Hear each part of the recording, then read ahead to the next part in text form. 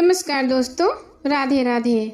बृहस्पतिवार का दिन भगवान विष्णु और देवताओं के गुरु बृहस्पति देव को समर्पित होता है। बृहस्पति देव के देवताओं का गुरु होने के कारण इस दिन को गुरुवार के नाम से भी जाना जाता है। बृहस्पतिवार के दिन भगवान विष्णु की बृहस्पति देव के रूप में पूजा का विधान है।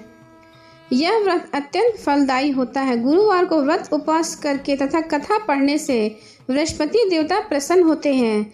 बृहस्पति देव को बुद्धि का कारक माना जाता है। अनुराधा नक्षत्र युक्त गुरुवार से व्रत आरंभ करके 7 गुरुवार उपवास करने से बृहस्पति ग्रह की हर पीड़ा से मुक्ति मिलती है। गुरुवार का व्रत पूरे श्रद्धा भाव से करने से व्यक्ति पर गुरु ग्रह का दोष खत्म हो जाता है तथा गुरु कृपा प्राप्त होती है। इस दिन व्रत करने से व्यक्ति के सारे दुख दूर हो जाते हैं और उन्हें सुखों की प्राप्ति होती है। पौष माह को छोड़कर किसी भी दिन हिंदी महीने से बृहस्पतिवार का व्रत की शुरुआत की जा सकती है। व्रत की शुरुआत शुक्ल पक्ष से करना शुभ माना जाता है। नियम के अनुसार बृहस्पतिवार को लगातार 7 या 16 दिन रखना चाहिए तथा 8वें या 17वें बृहस्पतिवार को उद्यापन किया जाता है। लेकिन इस बीच यदि महिलाओं को मासिक धर्म होता है तो उन्हें उस बृहस्पतिवार को छोड़कर अगले बृहस्पतिवार से गिनती करनी चाहिए। बृहस्पतिवार के दिन पीले रंग के कपड़े ही पहनने चाहिए क्योंकि बृहस्पति देव को पीला रंग अति प्रिय होता है। अब सुने बृहस्पतिवार की व्रत कथा। प्राचीन समय की बात है। एक नगर में एक बड़ा व्यापारी रहा करता था। वह जहाजों में माल लदवाकर दूसरे देशों में भेजा करता था। वह जिस प्रकार अधिक धन कमाता उसी प्रकार जी खोलकर दान किया करता था, परंतु उसकी पत्नी अत्यंत कंजूस थी। वह किसी को एक दमड़ी भी दान नहीं देती थी। एक बार सेठ जब दूसरे देश को व्यापार करने गया तो पीछे से बृहस्पति देव ने साधु के वेश में उसकी पत्नी से भिक्षा मांगी। व्यापारी की पत्नी बृहस्पति देव से बोली, हे साधु महाराज, मैं इस दान पुण्य से तंग आ गई हूँ। आप कोई ऐसा उपाय बताएं जिससे मेरा सारा धन नष्ट हो जाए और मैं आराम से रह सकूँ। यह धन लुटाते हुए मैं थक चुकी हूँ। बृहस्पति देव ने कहा, हे देवी, तुम बड़ी विचित्र हो। संतान और धन से कोई दुखी नहीं होता। अगर अधिक धन है तो उसे शुभ कार्यों में लगाओ। कुंवारी कन्याओं का विवाह कराओ। विद्यालय और बाग बगीचों का निर्माण कराओ। ऐसे पुण्य कार्य करने से तुम्हारा लोक परलोक सार्थक हो सकता है। परंतु साधु की इन बातों से व्यापारी की पत्नी को कोई खुशी नहीं हुई। उसने कहा, मुझे ऐसे धन की आवश्यकता नहीं जिसे मैं दान में देती फिरूं। तब बृहस्पति देव बोले, यदि तुम्हारी ऐसी इच्छा है तो तुम एक उपाय करना। 7 बृहस्पतिवार को घर को गोबर से लीपना, अपने केशों को पीली मिट्टी से धोना, केशों को धोते समय स्नान करना, व्यापारी को हजामत बनाने को कहना, भोजन में मांस मदिरा खाना, कपड़े अपने घर धोना। ऐसा करने से तुम्हारा सारा धन नष्ट हो जाएगा। इतना कहकर बृहस्पति देव अंतर ध्यान हो गए। व्यापारी की पत्नी बृहस्पति देव के कहे अनुसार 7 बृहस्पतिवार वैसा ही करने का निश्चय किया। केवल 3 बृहस्पतिवार बीते थे कि उनकी सब धन संपत्ति नष्ट हो गई और वह परलोक सिधार गई। जब व्यापारी वापस आया तो उसने देखा कि उसका सब कुछ नष्ट हो चुका है। उस व्यापारी ने अपनी पुत्री को सांत्वना दी और दूसरे नगर में जाकर रहने लगा। वहाँ वह जंगल से लकड़ी काटकर लाता और शहर में बेचता। इस तरह वह अपना जीवन व्यतीत करने लगा। एक दिन उसकी पुत्री ने दही खाने की इच्छा प्रकट की, लेकिन व्यापारी के पास दही खरीदने के पैसे नहीं थे। वह पुत्री को बोलकर चला गया और जंगल में लकड़ी काटने लगा। और उसके बाद वह एक वृक्ष के नीचे बैठकर अपनी पूर्व दशा का विचार कर रोने लगा। उस दिन बृहस्पतिवार था। तभी वहाँ बृहस्पति देव साधु के रूप में सेठ के पास आए और बोले, हे मनुष्य, तू इस जंगल में किस चिंता में बैठा और तू क्यों रो रहा है? तब व्यापारी बोला, हे महाराज, आप सब कुछ जानते हैं। इतना कहकर व्यापारी अपनी कहानी सुनाकर रोने लगा। बृहस्पति देव बोले, देखो बेटा, तुम्हारी पत्नी ने बृहस्पति देव का अपमान किया था, इसी कारण तुम्हारा यह हाल हुआ है। लेकिन अब तुम किसी प्रकार की चिंता न करो। तुम गुरुवार के दिन बृहस्पति देव का पाठ करो। 2 पैसे के चने और गुड़ को लेकर जल के लोटे में शक्कर डालकर वो अमृत तैयार करो और बृहस्पति देव की कथा करो और अमृत और प्रसाद अपने परिवार के सदस्यों के साथ सभी को बांट कर खाओ। स्वयं भी प्रसाद व चनामृत लो। भगवान तुम्हारा अवश्य कल्याण करेंगे। साधु की बात सुनकर व्यापारी बोला, महाराज, मुझे तो इतना भी नहीं बचता कि मैं अपनी पुत्री को दही लाकर दे सकूं। इस पर साधु जी बोले, तुम लकड़ियां शहर में बेचने जाना। तुम्हें लकड़ियों के दाम पहले से चौगुने मिलेंगे, जिससे तुम्हारे सारे कार्य सिद्ध हो जाएंगे। उसने लकड़ियां काटी और शहर में बेचने के लिए चला गया।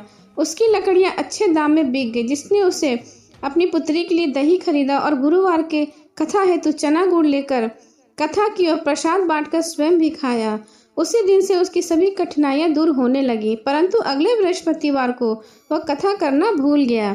अगले दिन वह राजा के यहाँ गया। वहाँ बड़ा यज्ञ का आयोजन हो रहा था। नगर के लोगों को भोजन पर बुलाया गया था। राजा की आज्ञा के अनुसार पूरे नगर में राजा ने ढिंढोरा पिटवा दिया। कोई व्यक्ति अपने घर भोजन न बनाए, सारे व्यक्ति हमारे घर भोजन करने आए। पूरे नगर के लोग राजा के यहाँ भोजन करने गए, लेकिन व्यापारी और उसकी पुत्री तनिक विलंब से पहुंचे। अंत उन दोनों को राजा ने महल में ले जाकर भोजन कराया। जब वो दोनों लौट कर आए, तब रानी ने देखा कि उसकी खूंटी पर टंगा हुआ हार गायब है। रानी को व्यापारी और उसकी पुत्री पर संदेह हुआ कि उसने ही उसका हार चुराया है। राजा की आज्ञा से उन दोनों को कारावास की कोठरी में बंद कर दिया गया। कैद में पड़कर दोनों अत्यंत दुखी हुए। उन्होंने वहां बृहस्पति देवता का स्मरण किया। बृहस्पति देव ने प्रकट होकर व्यापारी को उसके भूल का आभास कराया और उन्हें सलाह दी कि गुरुवार के दिन कैद खाने के दरवाजे पर तुम्हें 2 पैसे मिलेंगे। उनसे तुम चने और मुनक्का मंगवाकर विधि पूर्वक बृहस्पति देवता की पूजन करना, तुम्हारे सब दुख दूर हो जाएंगे। बृहस्पतिवार के दिन कैद खाने पर 2 पैसे मिले। बाहर एक स्त्री जा रही थी। व्यापारी ने उसे बुलाकर गुड़ और चने लाने को कहा। इस पर वह स्त्री बोली, मैं अपनी बहू के लिए गहने लेने जा रही हूँ, मेरे पास इतना समय नहीं। इतना कहकर वो चली गई। थोड़ी देर बाद वहां एक और स्त्री आई। व्यापारी ने उसे बुलाकर कहा, हे बहन, मुझे बृहस्पतिवार की कथा करनी है, तुम मुझे 2 पैसे के गुड़ चना ला दो। बृहस्पति देव का नाम सुनकर वह स्त्री बोली, भाई मैं तुम्हें अभी गुड़ चना लाकर देती हूँ। मेरा इकलौता पुत्र मर गया है, मैं उसके लिए कफन लेने जा रही थी, लेकिन मैं पहले तुम्हारा काम करूंगी, उसके बाद अपने पुत्र के लिए कफन लाऊंगी। वह स्त्री बाजार से व्यापारी के लिए गुड़ चना ले आई और स्वयं भी बृहस्पति देव की कथा सुनी। कथा के समाप्त होने पर वह स्त्री कफन लेकर अपने घर गई। घर पर लोग उसके पुत्र की लाश को राम नाम सत्य कहते हुए शमशान ले जाने की तैयारी कर रहे थे। स्त्री बोली, मुझे अपने लड़के का मुख देख लेने दो। अपने पुत्र का मुख देखकर उस स्त्री ने उसके मुंह में प्रसाद व चना अमृत डाल दिया। प्रसाद और चना अमृत के प्रभाव से वह पुनः जीवित हो गया। पहले स्त्री जिसने बृहस्पति देव का निरादर किया था, जब वो अपने पुत्र के विवाह हेतु पुत्र वधू के लिए गहने लेकर लौटी और जैसे ही उसका पुत्र घोड़ी पर बैठकर निकला, वैसे ही घोड़ी ने उछाल मारी कि वह घोड़ी से गिरकर मर गया। यह देखकर स्त्री रो रो कर बृहस्पति देव से क्षमा याचना करने लगी।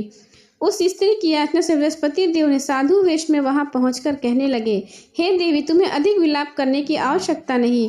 यह बृहस्पति देव का अनादर करने के कारण हुआ है। तुम वापस जाकर मेरे भक्त से क्षमा मांगकर कथा सुनो, तभी तुम्हारी मनोकामनाएं पूर्ण हो जाएंगी। जेल में जाकर उस स्त्री ने व्यापारी से माफी मांगी और कथा सुनी। कथा के उपरांत वह प्रसाद और चना अमृत लेकर अपने घर वापस आई। घर आकर उसने चना अमृत अपने मित्र पुत्र के मुख में डाला। चना अमृत के प्रभाव से उसका पुत्र भी जीवित हो उठा। उसी रात बृहस्पति देव राजा के सपने में और बोले, हे राजन, तूने जिस व्यापारी और उसकी पुत्री को जेलखाने में बंद किया है वह बिल्कुल निर्दोष है। तुम्हारी रानी का हार वही खूंटी पर टंगा है।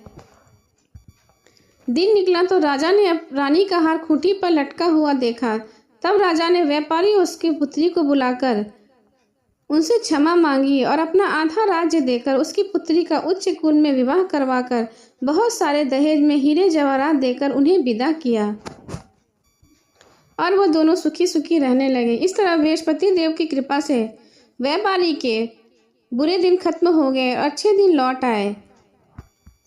प्रेम से बोले बृहस्पति देवता की जय।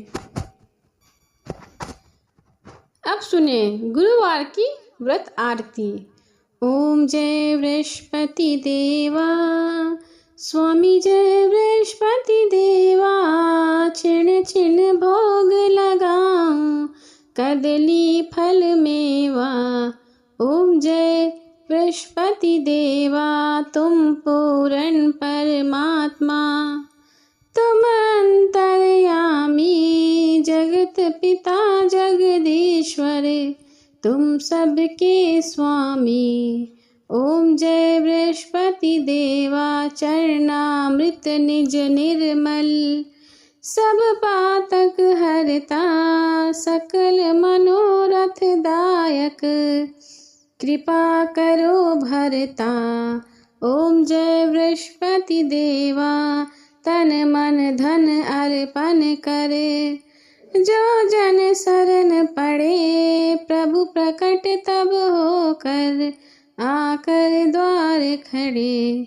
जय बृहस्पति देवा दीन दयाल दयानिधि, भक्तन हितकारी पाप दोष सब हरता, भव बंधन हारी। जय बृहस्पति देवा सकल मनोरथ दायक, सब संशय तारो विषय विकार मिटाओ, संतन सुखकारी। ओम जय बृहस्पति देवा जो कोई आरती तेरी, प्रेम सहित गावे ज्येष्ठानंद बंद सो निश्चय ही पावे। ओम जय बृहस्पति देवा। स्वामी जय बृहस्पति देवा। प्रेम से बोलिए विष्णु भगवान की जय।